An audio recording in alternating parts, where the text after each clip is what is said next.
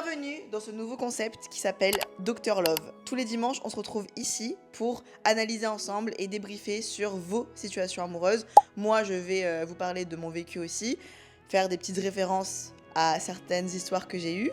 Mais avant tout, je veux qu'on parle de vos histoires. Moi, je vous donnerai mon avis. Je vous ai mis un lien NGL qui est un lien où vous pouvez me poser vos questions, mais aussi me raconter du coup vos histoires de façon anonyme. Aujourd'hui, c'est le premier épisode. J'en ai eu vraiment beaucoup. Des questions, des story time, et honnêtement, je vous remercie du fond du cœur parce que sans vous, cette vidéo n'aurait pas eu lieu. Mais surtout, merci de votre confiance. On va analyser tout ça ensemble. C'est parti, let's go.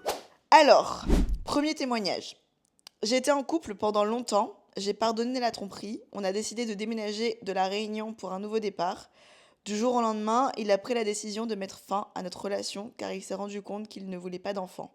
Je me sens trahie, ça fait 6 mois. J'ai du mal à refaire confiance, j'ai peur de me retrouver seule et surtout de m'attacher à quelqu'un d'autre après tout ce qui m'est arrivé.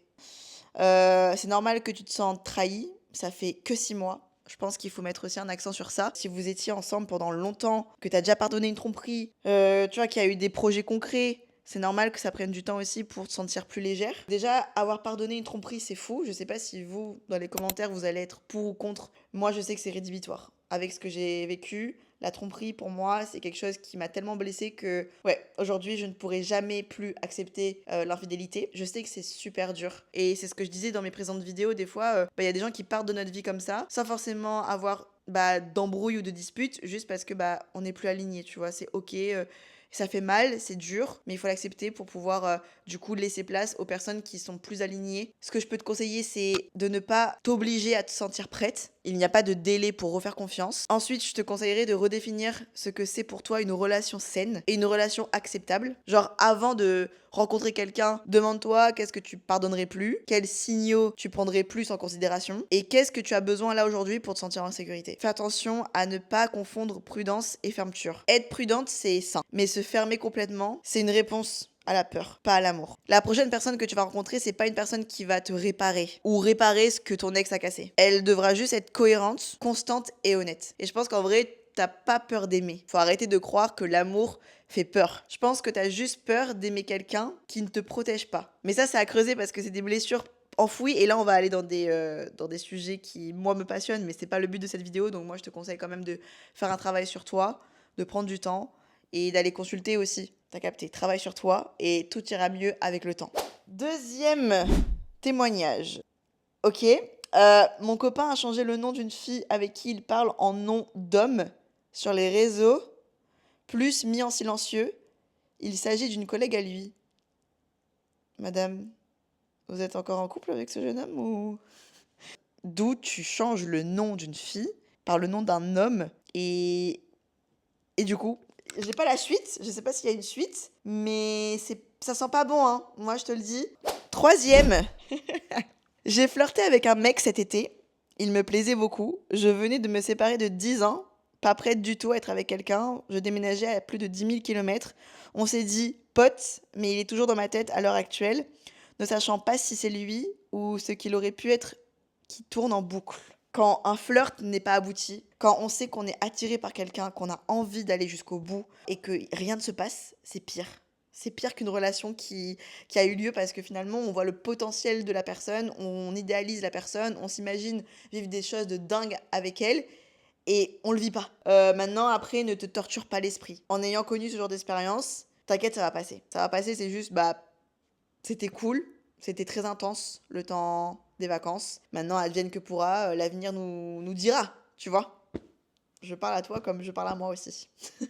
Mais c'est vrai qu'on parle pas assez des crushs, des flirts et des amours de vacances. Je trouve que c'est les relations, enfin si je peux appeler ça relation, mais les plus frustrante parce qu'il n'y a pas eu de vraie fin, il n'y a pas eu de réalité quotidienne et le pire c'est qu'il n'y a pas eu de déception concrète. Du coup l'esprit il idéalise. Mais c'est pas une obsession, c'est une histoire laissée en suspens. Comme si qu'on nous donnait là sur un plateau un énorme gâteau au chocolat moelleux, fondant, tout ce que vous voulez. Vous adorez le chocolat, vous allez manger le chocolat et là on vous retire.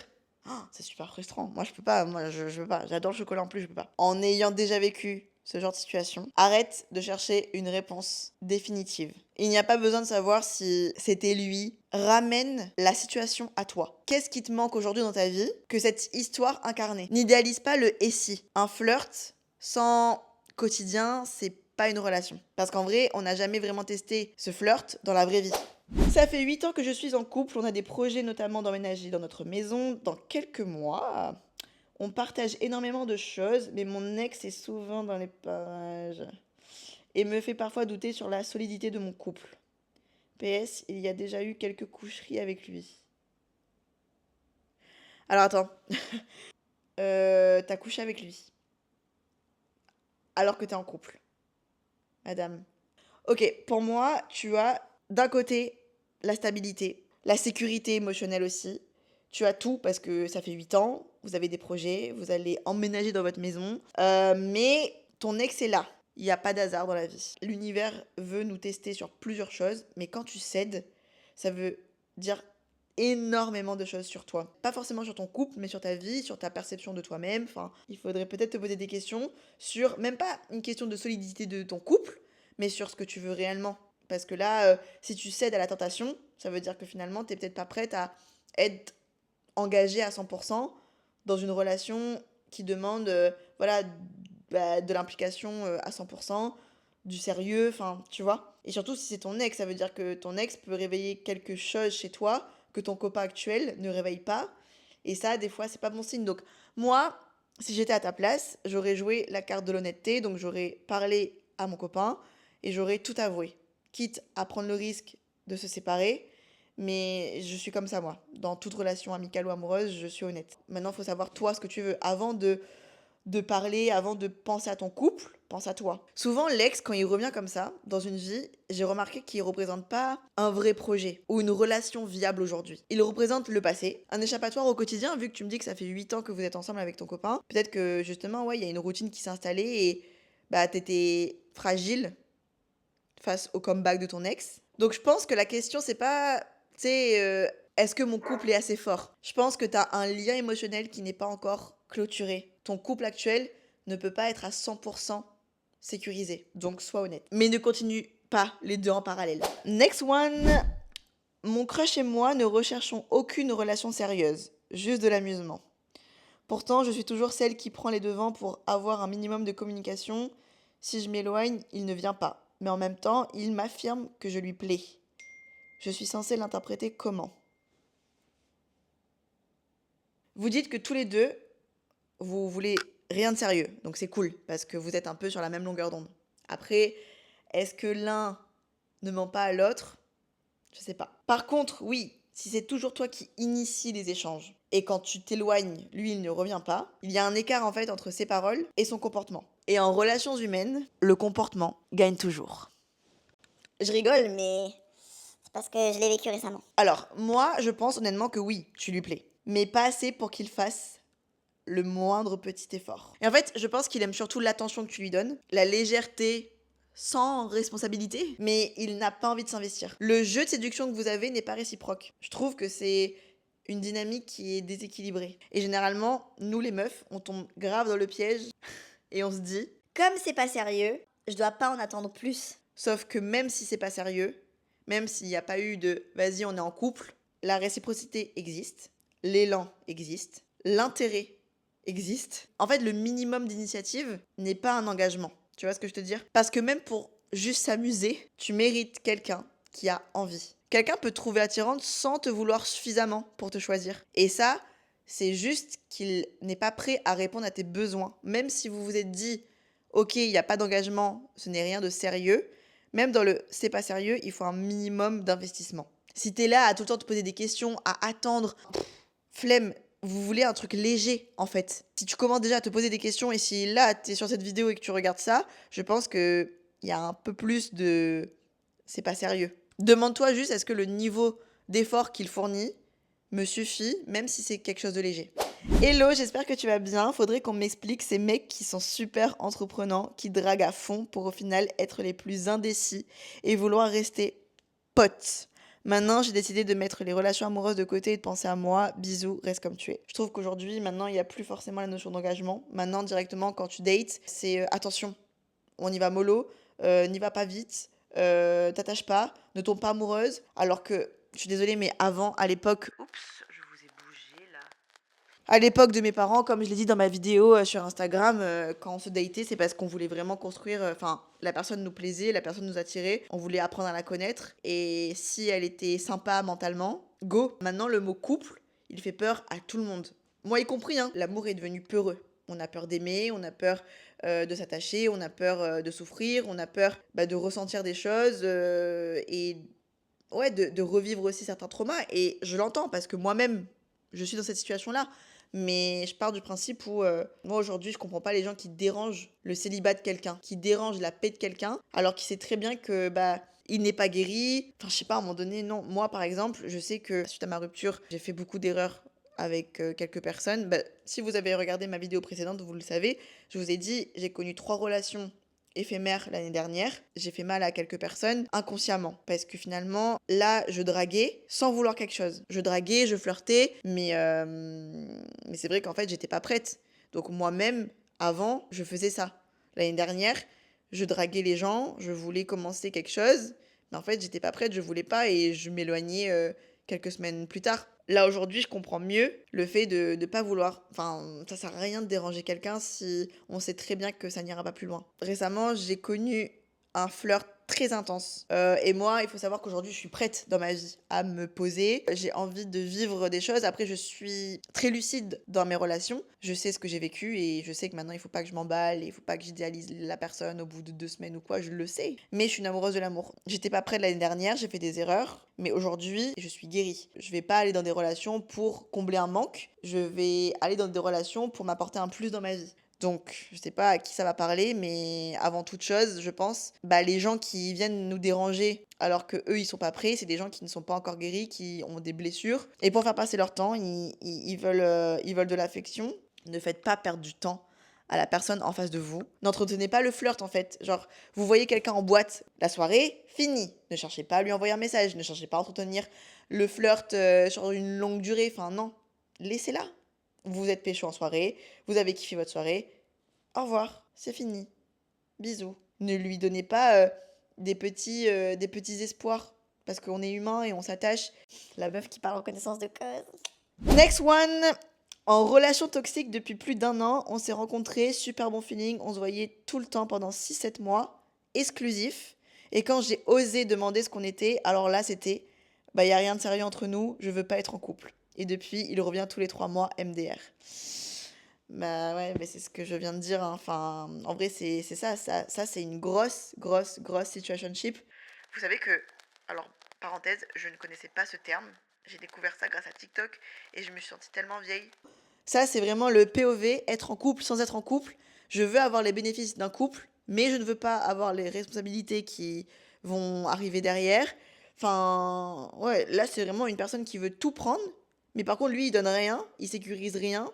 Le fait que vous soyez exclusif, ça fait 6 7 mois. Moi, je trouve qu'il faudrait qu'on mette en place une période de flirt, de flou. Genre, ça doit pas dépasser plus d'1 mois, genre. Je suis d'accord avec le fait qu'il ne faut pas forcément mettre des mots sur des situations. Ça alourdit la chose, c'est plus léger et les choses ne sont plus faites naturellement, je suis d'accord. Mais à partir du moment où il y a une connexion qui se fait, et quand il y a une connexion, voilà, quand vous vous regardez, vous savez, il n'y a pas besoin de parler. Mais après, quand même, la communication, c'est le plus important. Donc, si vous avez un doute, si vous avez besoin d'être en sécurité, faut en parler à la personne. Mais là, tu me dis, ça fait 6 7 mois que vous êtes exclusif, que vous vous entendez bien, sans doute passer des moments très intimes ensemble, et qui te dit qu'il n'y a rien de sérieux, mais ça, c'est une façon de manquer de respect à une personne. Enfin, je trouve ça fou. Et le pire, c'est qu'il revient tous les 3 mois. Enfin, non, c'est mort. Là, tu te fais respecter, tu dis ciao. Parce que je pense que toi, tu es actuellement l'ancienne version de moi. En fait, là, c'est juste que tu prends pas de décision pour te faire respecter, pour faire respecter tes limites. Tu sais que toi, aujourd'hui, ça fait 6 7 mois que tu es dans cette situation, tu as besoin de sécurité, tu as besoin de clarté et c'est ok. Enfin, tu ne demandes pas trop à la personne et qu'il ose te dire, en fait, il n'y a rien de sérieux, pourquoi tu te prends la tête, tu sais très bien que voilà, nan, nan. Non. Au bout d'un moment, c'est ciao. Prends du temps pour toi et surtout, je pense que si tu attires ce genre de relation, après, je sais pas si c'est ta première relation un peu situationship, Il faut que tu te poses des questions sur toi. Cette vidéo sera aussi votre appel de toujours vous questionner vous, de pas toujours remettre la faute sur l'autre parce que on attire ce qu'on est, pas ce qu'on veut. Reminder. Next one. Je viens de rompre avec mon copain avec qui j'étais depuis 3 ans. C'était une relation très conflictuelle. C'est moi qui ai mis fin. Moi, j'étais plutôt l'évitante et lui l'anxieux. Et je voudrais savoir si certaines ont déjà été dans cette situation, car je vois partout que c'est plus l'inverse. Alors oui, je vous invite, pour celles et ceux qui ne savent pas ce que c'est, d'aller regarder, d'aller lire des livres. Enfin, c'est très intéressant de comprendre ce schéma et c'est psychologique, hein, c'est prouvé par plusieurs études. En fait, notre manière d'aimer vient en grande partie de comment on a appris à être rassuré, comment on a appris à demander de l'amour quand on était plus jeune et comment on a appris à se protéger quand on a peur de perdre. Et t'inquiète, il n'y a pas de bon ou mauvais attachement. C'est juste une histoire de stratégie de survie émotionnelle. Donc l'attachement anxieux, c'est-à-dire moi, ce que je ressens à chaque fois, c'est que j'ai peur de ne pas être assez, donc d'être abandonnée. Alors que l'attachement évitant, c'est si je m'attache trop, je perds ma liberté, je vais souffrir. Tu gardes une distance émotionnelle, tu aimes, mais à ta façon. Tu fuis les discussions trop gênantes, trop engageantes. Tu peux être très présente, mais disparaître d'un coup. Et voilà, tu minimises, tu te braques, tu te fermes. Et ça, apparemment, quand on est enfant, c'est parce qu'on a appris à compter uniquement sur soi-même. Genre, t'as dû te dire, ok, bah pour ne pas souffrir, je dois dépendre de moi-même, je peux compter que sur moi-même. Et peut-être parfois, bah, tes émotions n'ont pas été accueillies par ta famille, tes besoins affectifs ont été minimisés quand t'étais plus jeune, quand t'as demandé du réconfort, ça ne marchait pas, ou ça a agacé. Si t'as connu ce genre de phrase quand t'étais petite, genre mais arrête de pleurer, sois forte maintenant, t'es une grande fille, bah forcément on n'a pas répondu à tes besoins émotionnels. Et du coup, bah t'as été valorisé quand tu ne dérangeais pas. Donc ton cerveau il capte ça dans tes relations maintenant. Là, tu te dis, ok, mes émotions, enfin en tout cas ton cerveau se dit, mes émotions créent une distance, donc je vais les couper. Après voilà, ça c'est un équilibre à trouver. Il n'y a pas besoin de se séparer parce que ton mec il est évitant et que toi t'es anxieuse et vice versa. Enfin, il y a juste besoin à communiquer, à comprendre ce schéma et à faire un travail sur soi. Rien n'est définitif, rien n'est figé, tout peut évoluer. Le cerveau il est reprogrammable comme je t'ai dit. Donc en vrai, tu vois, il n'y a pas de problème. Enfin, faut juste discuter et il faut que la personne en face aussi comprenne. J'ai rencontré un homme au bar, depuis on se parle tous les jours en message, mais il m'a fait comprendre qu'il n'est pas prêt à s'engager avec quelqu'un pour l'instant. Mais s'il vous plaît, je vous crie pas dessus, hein, les filles, hein, pas vous, mais les hommes. Donc j'ai pris mes distances, mais il revient vers moi et s'intéresse à ma vie. Il m'a dit qu'il ne voulait pas que du sexe avec moi, mais ça c'est... Voilà, non mais ça non, je suis désolée. Ok, oui, messieurs, vous n'êtes pas tous des cons, mais là, désolé, mais lui c'est un con. Enfin, pourquoi tu reviens? Pourquoi tu t'intéresses à la vie de madame? Ça sert à rien. Et qui te dit en plus, il te rassure sur le côté mais t'inquiète, moi je veux pas que du sexe hein, avec toi. Mais alors tu veux quoi? C'est pour moi là c'est de la soit il sait ce qu'il veut et vas-y let's go, il te dit qu'il ne veut pas que du sexe avec toi ou soit bah c'est ciao, toi t'as pas ton temps. En fait, je pense qu'il faut aussi qu'on commence nous en tant que meufs à s'affirmer dans ce genre de relation. Nous les meufs, on n'a pas l'énergie d'attente, on est là pour séduire. Critiquez-moi si vous voulez, mais c'est prouvé scientifiquement parlant. Les hommes, naturellement, ils vont chasser. C'est l'esprit d'un chasseur, c'est normal. C'est pas à nous de courir derrière les hommes. Je suis désolée. Oui, dans un couple, on a des efforts à faire. Tout le monde a sa part de responsabilité dans le couple pour entretenir une relation, pour entretenir l'amour. Il n'y a pas que l'homme qui doit faire des efforts, ça je suis d'accord. Mais par contre, dans la période où on doit conquérir quelqu'un, où on doit séduire quelqu'un, où on doit, voilà, le flirt et tout, c'est l'homme qui doit courir. Je suis désolée, c'est comme ça. Nous, on montre qu'on est réceptive, on montre qu'on est open, on montre, on flirte, on séduit, on adore faire ça. Mais l'homme doit vous chasser. C'est la nature, c'est fait comme ça, c'est la vie. Enfin, toi, il faut que tu te fasses désirer déjà, que tu te dises, bah en fait, ouais, on se plaît, ouais, c'est cool, mais à un moment donné, toi, tu sais ce que tu veux ou pas. Mais du coup, s'il revient vers toi, il s'intéresse à ta vie, il te pose des questions, vous communiquez, ça veut dire que peut-être qu'au fond de toi, tu espères quand même qu'il change d'avis, parce que toi, t'es prête à t'engager, donc ça veut dire que toi, tu dois lui dire ce que toi, tu attends d'une relation, tu vois. Même s'il n'y a pas à se ranger dans des cases, parce que ça...